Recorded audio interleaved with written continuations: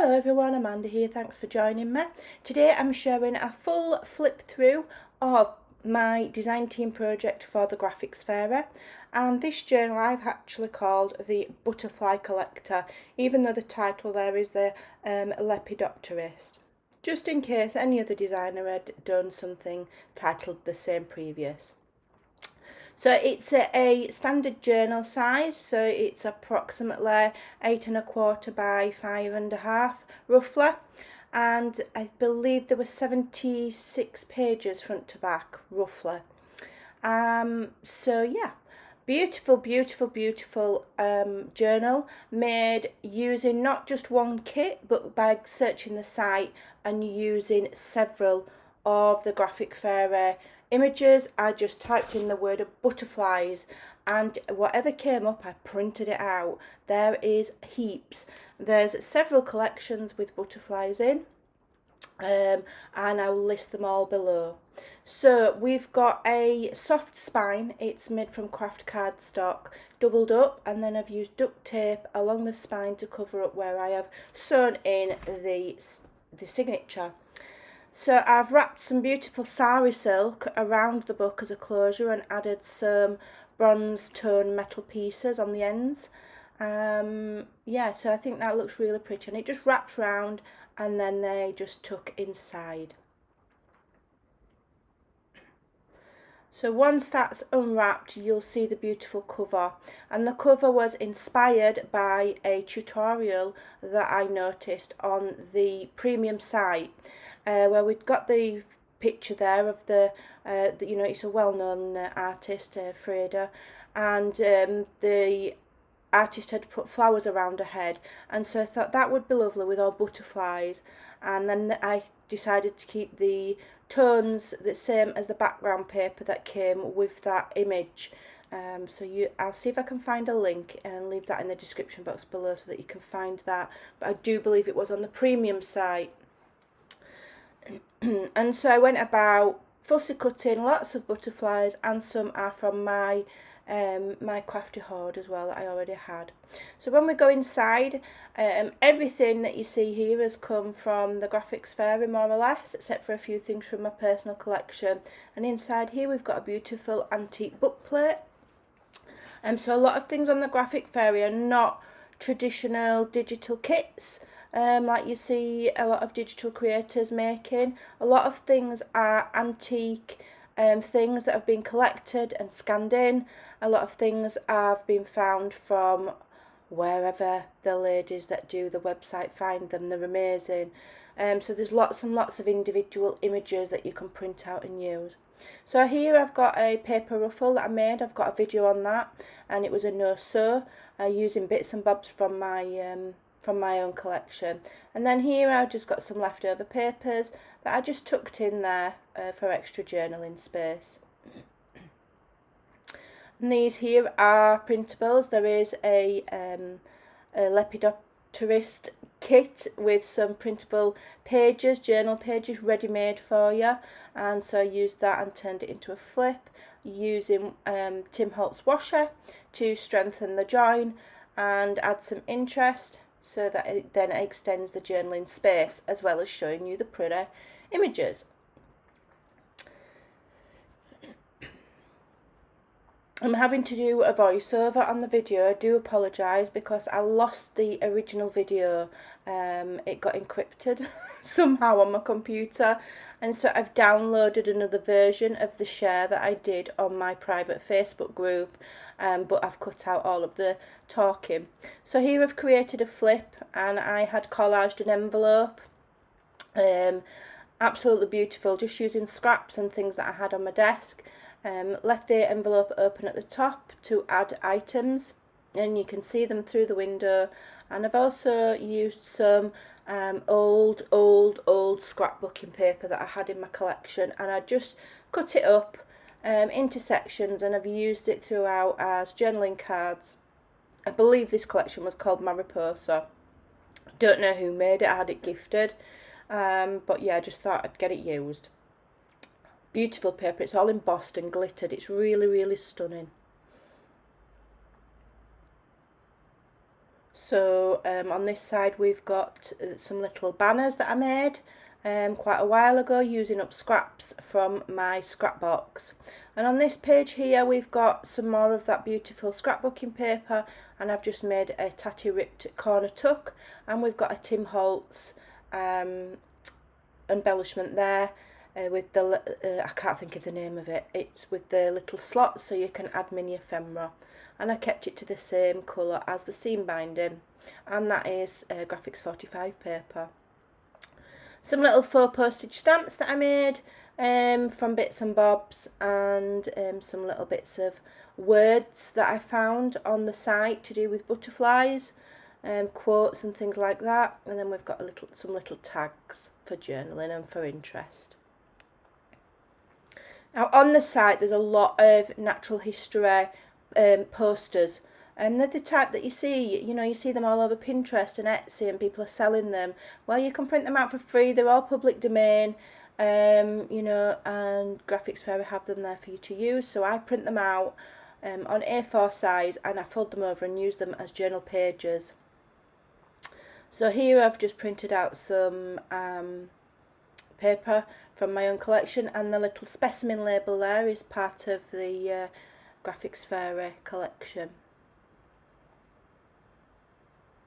Another printable journal page from the collection, absolutely beautiful. And here I've got some of my own tea-dyed papers I've been sharing that I've created using plastic decorative placemats. So the one on the right is an original tea-dyed, and the one on the left was a scanned-in photocopied one. So there's another beautiful poster turned into a book page, and here I've made a pocket, and I like to just make pockets by just literally ripping up pretty papers or pretty digitals with a ripping ruler and just gluing them on 3 sides. It doesn't need to be complicated. And there I've added another one of my little journaling cards, and this is from my personal book collection, and it's from a nature book with lots of butterflies on and their identification names. The little specimen label there on the left is also part of the collection. This is another beautiful book plate from the website. I've just added some washi tape words there. We've got little bags and layers of tracing paper. I like the tracing paper on the bags because they're crinkly and it adds texture. So again, here I've used another digital page of butterflies, and I've just turned it into a flip. I like this because it extends your writing area. So you've still got a pretty page, but then when you lift it up, you haven't covered over where you need to write. You've actually doubled the writing area. Another one of those beautiful nature posters. And then another ripped pocket and another poster from the Graphic Fairy. Absolutely beautiful. And if you are a digital designer, you can download these and then obviously take out the individual butterflies by Photoshop and add them to your own digital collections. And then here I made like a specimen card. I just made it up with craft card and a 2-inch circle punch, fussy cut some more butterflies and layered it in, and then turned it into like a little kind of clipboard with scrap paper on the back. Got some more little fussy cut elements from the Graphics Fairy there with butterflies on. And I've done some stenciling throughout. I've just kept everything to a butterfly theme. This is a lovely big envelope. Well, this is a specimen card, so this is from the kit, and inside I've added one of the little words, phrases from the site. I added it on cardstock and tied a little bit of string. So this is a large envelope I had in my ready-made collection that I add to journals, and when you open it, it's quite a large pocket. It's come from a big book, and inside we've just got a couple of butterfly themed journaling cards, and it actually does have a tuck down the side as well with another beautiful journaling card. I really enjoy using old book pages alongside digitals in my journals, because you can pick them up fairly cheaply in your used charity shops and recycle them and give them a new purpose.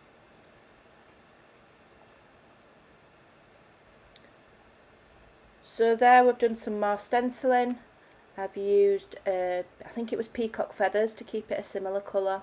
And then here I've done another pocket again. I've just ripped some paper into a rectangle and glued it on 3 sides. It's as simple as that. And added another lovely journaling card and another little phrase. Butterflies appear when an angel is near, which I thought was really cute. Layered it up with one of my faux stamps, a butterfly specimen label and a little specimen envelope. I've done lots of fussy cutting for this journal and cut out lots of those little labels there and used them throughout. Another beautiful image from the graphics fairy, and again another flip that extends your writing area. So I've made another page. I frequently do similar pages throughout the book. It gives consistency, and also you don't have to think of something different to put on every single page.